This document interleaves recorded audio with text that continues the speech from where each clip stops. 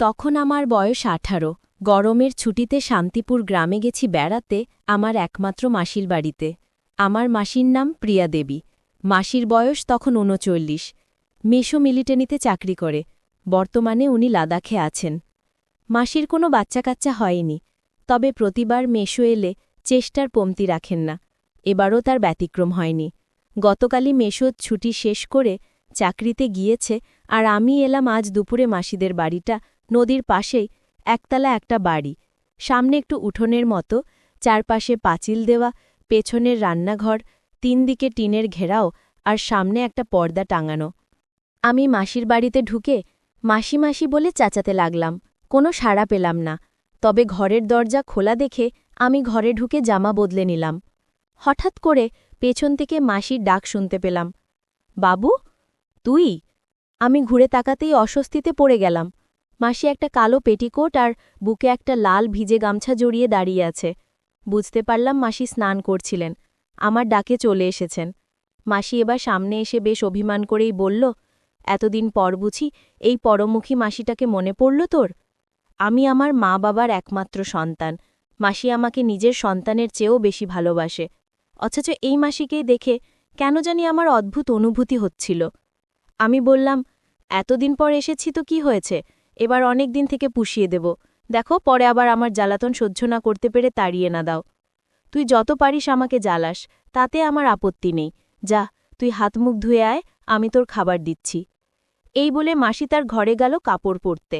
আমি রান্নাঘরের পাশের জায়গায় গিয়ে হাত মুখ ধুয়ে বেরিয়ে আসতেই দেখতে পেলাম দড়িতে ঝুলছে কালো একটা ছোট পোশাক।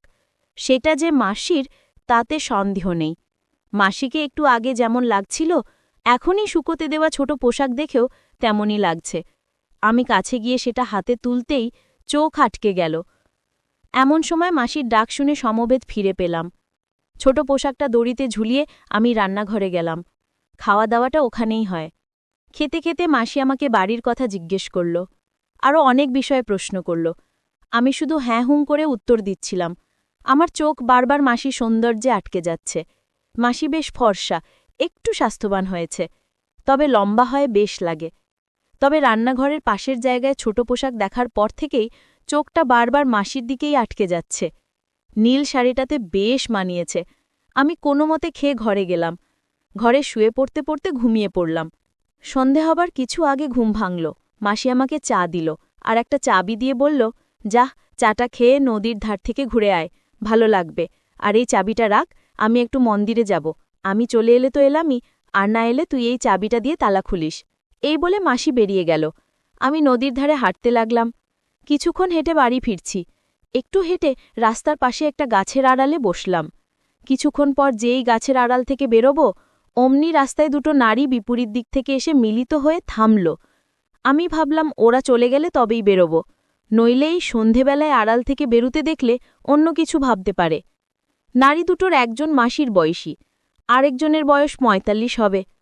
তাদের কথা শুনে জানলাম বয়সে যে একটু বড় তার নাম রেখা, আর ছোটটা মালা। আমি আড়ালে থেকে তাদের কথা শুনতে লাগলাম। রেখা বলল, হ্যাঁ রে মালা, এই সন্ধেবেলা কোথায় যাচ্ছিস?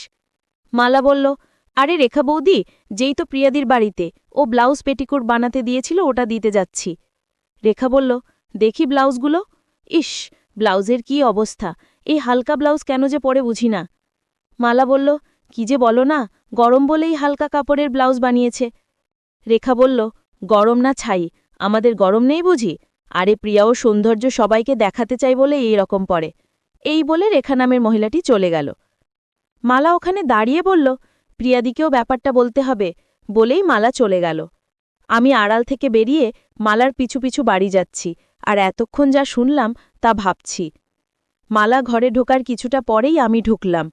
আমি কোনো শব্দ না করে ঘরে ঢুকে ভাবছিলাম, একটু আগে যা শুনেছি, আমার ইচ্ছে হলো ওদের কথা আড়াল থেকে শোনার। আমি বারান্দায় এসে মাসির ঘরের সামনে এসে দাঁড়ালাম। এমন সময় বিদ্যুৎ চলে গেল। ভেতর থেকে আওয়াজ আসলো, মালা, বাইরে চল, এই গরমে থাকা সম্ভব না। শুনে আমি দ্রুত আমার ঘরে চলে এলাম। প্রিয়া মাসি বলল, শোন, আমি না বলা পর্যন্ত তুই বিকাশ থাকে এই বাড়িতে আসতে নিষেধ করবি। আজই ওকে এটা জানাবি। বাবু বাড়িতে বুঝতেই পারছিস, জানাজানি হলে ঝামেলায় পড়ে যাব। তা না হয় বলবো, কিন্তু এভাবে আর কতদিন?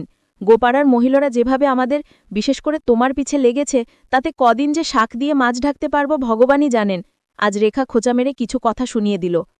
ওদের আলাপ থেকে বুঝতে পারলাম বিকাশদার সাথে এই দুজনের গভীর সম্পর্ক আছে।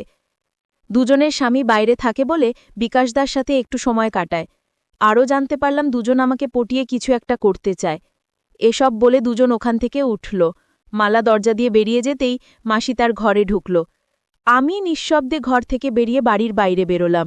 কিছুক্ষণ পর বাড়িতে ঢুকে মাসি মাসি বলে ডাকতেই মাসি দরজা খুলে বেরিয়ে এলো, পরনে একটা নীল ম্যাক্সি। মাসি আমাকে বলল, কোথায় ছিলিস রে বাবা? আমার বুঝি চিন্তা হয় না? হাতমুখ ধুয়ে আয়। আমি রান্নাঘরের পাশের জায়গায় যেতে যেতে ভাবতে লাগলাম, মাসির এই ব্যাপারটা একটু অন্য রকম। ব্যাপারটা একদম গুলিয়ে যাচ্ছে। তবে মাসির কথা ভাবতে আমার কেমন যেন লাগছিল। বারবার মাসির কথা মনের মধ্যে ভেসে উঠছে। এসব ভাবতে ভাবতে রাতের খাবার খেয়ে শুয়ে পড়লাম। একটু পর বাতি ঝেলে মাসি এলো। মাসি এসে আমার পাশে বসে এক গ্লাস দুধ এগিয়ে দিল। নে বাবা, দুধটুকু খেয়ে নে, তুই অনেক ক্লান্ত, এটা তোকে শক্তি যোগাবে। দেখিস না মায়েরা নিজের সন্তানদেরকে কত যত্ন করে। অবশ্য ভগবান আমাকে সেই সুযোগ দেয়নি। আমি কোনোমতে গ্লাসের দুধটা খেয়ে মাসিকে গুড নাইট বললাম। মাসির আচরণে এই পরিবর্তন বুঝতে পারলেও সাহসের অভাবে আমি কিছুই করতে পারিনি। অনেক কষ্টে ঘুমালাম, আর ঘুমের ভেতর মাসিকে স্বপ্নে দেখলাম। বন্ধুরা, ইউটিউবের করা নিয়মের কারণে স্বপ্নে যা দেখেছি তা সরাসরি বলা যাচ্ছে না। তোমরা কমেন্টে দেওয়া লিঙ্ক থেকে আমার ওয়েবসাইট ভিজিট করো, সেখানে একদম খোলামেলা গল্প দেওয়া আছে। পরদিন ঘুম থেকে উঠতে উঠতে প্রায় 11টা বেজে গেল। আমি ভাবলাম এখনই স্নান সেরে ফেলা দরকার। আমি স্নানঘরে যেতেই মাসির শুকোতে দেওয়া ছোট পোশাক নজরে এলো। তার মানে মাসি একটু আগে স্নান সেরে ফেলেছে। মাসি যাতে বুঝতে পারে সেজন্য আমি ছোট পোশাকটা নিয়ে পর্যবেক্ষণ করতে লাগলাম।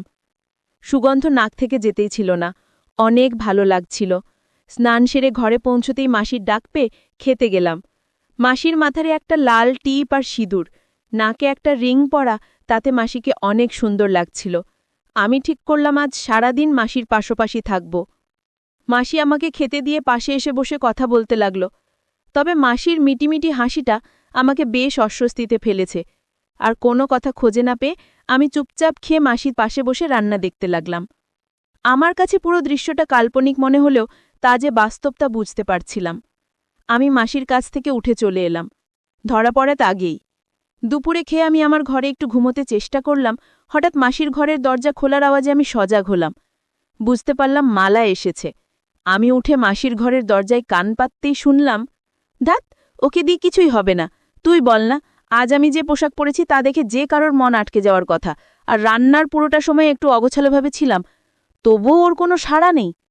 মালা বলল, আহা দিদি, তুমি ওর উপর রাগ করছো কেন? আমার মনে হয় তুমি ওর মাসি, তাই যদি কিছু মনে করো বা ওকে বকা দাও বা ওর মাকে বলে দাও, তাই কিছু পড়ছে না। তাই আমি বলি কি। পুরোটা ফিসফিসিয়ে বলাতে আমি কিছুই শুনতে পেলাম না। শুধু এটুকুই শুনলাম, মাসি বলছে, তুই পরীক্ষ বটে, তাহলে এক কাজ কর, তোর বোনেপোটাকে বলিস ওটা নিয়ে যেন 5টার দিকে চলে আসে। আমি বাবুকে নিয়ে তখনই বেরোব। তাহলে আমি যাই, দেরি করলে আবার চিনুকে পাওয়া যাবে না। এই বলে মাসি বেরিয়ে গেল। আমি বিছানায় শুয়ে পড়তেই মাসি ঘরে এলো। আমার পাশে বসে বলল, বাবু ঘুমিয়ে পড়েছিস? বললাম, না মাসি, কেন? চল আজ একটু বেরিয়ে আসি, পাশেই শহরে একটু ডাক্তার দেখব, তারপর না হয় দুজনে মিলে একটা মুভি দেখে বাড়ি ফিরব। আমি বললাম, ওকে চল। এরপর দুজনে রেডি হয়ে বেরিয়ে পড়লাম। মাসি দরজায় তালা দিয়ে বেরুতে লাগল। মাসিকে একদমই চিনতে পারছি না। সকালেই যিনি অগোছালোভাবে শাড়ি পরেছিলেন, এখন দেখি একদম গুছিয়ে শাড়ি পরেছেন। লাল সিঁদুর, লাল টিপ, লাল লিপস্টিক, আর নাকে একটা রিং দিয়ে সাজানো মুক্তা ছাড়া কিছুই দেখা যাচ্ছে না। গ্রাম থেকে এই ছোট শহরটাতে আসতে আস্তে আস্তে 6:30 বেজে গেল। মাসি গাড়ি ভাড়া দিয়ে বিদায় দিল। ডাক্তারের চেম্বার থেকে বেরোলাম 7:30টায়। এবার আর একটা অটোতে করে সিনেমা হলে চলে গেলাম।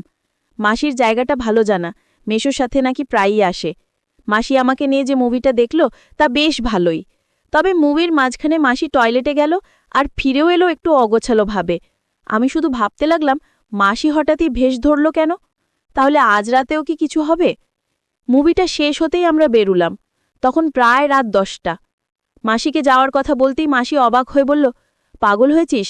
এত রাতে কোনো অটোওয়ালা যেতে চাইবে না। আমার এক পরিচিত দিদির একটা হোস্টেল আছে, ওখানেই থাকবো আমরা। একটা অটো নিয়ে প্রায় 20 মিনিটের মধ্যেই একটা গলির সামনে দাঁড়ালাম। ভাড়া মিটিয়ে মাসি গলি ধরে এগোতে লাগলো। আমি মাসির পেছন পেছন যেতে লাগলাম। একটা গেটে দুটো লোক বসা ছিল। মাসি কি যেন বলল, তারপর তারা আমাদেরকে একটা ঘরের সামনে দিয়ে চলে গেল। আমাকে বাইরে দাঁড় করিয়ে মাসি ভেতরে ঢুকল। ভেতরে আরও দুটো নারী ছিল। তারা যে মাসির পরিচিত তা বোঝা যাচ্ছে। একটু পরেই মাসি একটা মহিলাকে সাথে নিয়ে বেরিয়ে এলো। তারা দুজন সামনে আর আমি পেছন পেছন যেতে লাগলাম। পুরানো এই বাড়িটির দোতলার একদম উত্তরের ঘরের সামনে এনে মহিলাটি চাবি দিয়ে চলে গেল। মাসি চাবি খুলে ভেতরে ঢুকল। আমিও তাই। বাতি ঝালতে বেশ ভালো লাগল। সাজানো একটা খাট, বড় একটা খাট, লাগোয়া বাথরুমও আছে, একটা টেবিলও আছে।